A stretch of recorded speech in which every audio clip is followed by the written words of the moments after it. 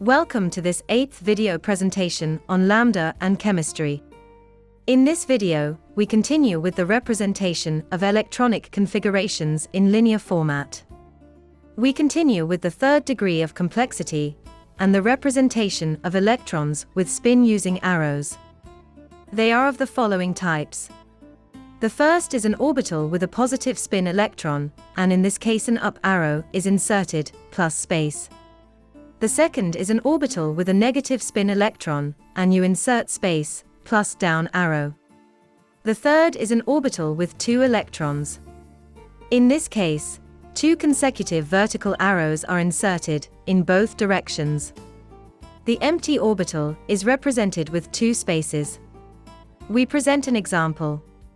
O equal 1s raised to power 2, up arrow, down arrow, space 2s power 2, up arrow, down arrow, space 2 p, subscript x power 2, up arrow, down arrow, space 2 p, subscript y power 1, up arrow, space 2 p, subscript z power 1, up arrow.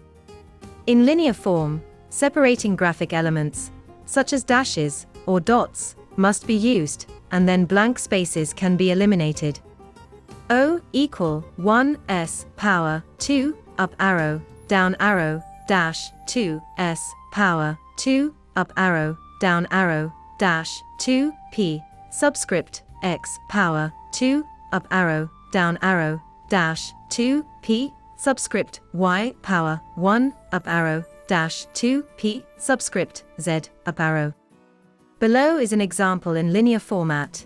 In each line, at convenience, we indicate a level or sublevel. O equals 1s power 2, up arrow, down arrow. 2s power 2, up arrow, down arrow. 2p, subscript x power 2, up arrow, down arrow.